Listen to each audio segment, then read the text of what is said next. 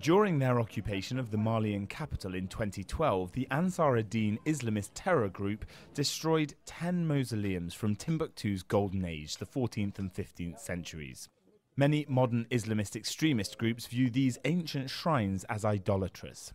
And now the International Criminal Court has weighed up the cost of the destruction and deemed the man convicted of ordering the attacks liable to pay $3.2 million to the people of Timbuktu. The destruction of international cultural heritage thus carries a message of terror and helplessness. It destroys part of humanity's shared memory and collective consciousness and renders humanity unable to transmit its values and knowledge to future generations. Ahmad al-Faqi al-Mahdi is known to be destitute, so the money is likely to come from the ICC's trust fund, made up of donations from member countries. While the ICC is used predominantly to try suspects of genocide, war crimes and crimes against humanity, observers and human rights groups hope that this case will serve as a deterrent to terror organisations who attack cultural heritage sites.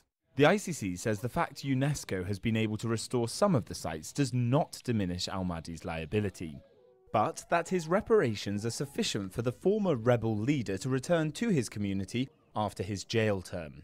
I think it's a good demonstration of what one of the purposes of criminal justice should be, which is rehabilitation and reintegration. And if it works, it shows that the criminal justice process also performs this very important function at the international level. Al-Mahdi has apologised for his crimes, saying he was influenced by evil spirits at the time.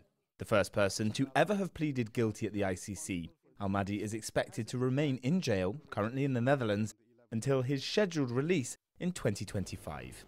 Jack Parrock, CGTN, Brussels. Well, let's now get you more on that story. CGTN's Jack Parrock now joins us live from Brussels. Jack, exactly who and how many people are set to benefit from these reparation funds? Well, this was what the ICC judges didn't specify. Basically, individuals can claim from the fund, but what the trust fund will do is look at projects in rebuilding the communities that were affected by this terrorist attack that continued the cultural attack on the heritage sites by al-Faqi al-Mahdi and his groups. It could be, I mean, the population of Timbuktu is around 70,000, so all of those are included. But what the ICC didn't do, they gave one symbolic euro to UNESCO, representing the international community, and also one symbolic euro to the national government of Mali, saying that those people weren't directly affected, rather the people of the capital, Timbuktu. And Jack, just how will this decision act as a deterrent to other militants, knowing that they can still destroy and other agencies will pay? Well, the argument is that, you know, al-Faqi al-Mahdi, if he does raise money, he will be obliged to pay, and there is a legal counter, a little kind of instrument that will force him to pay.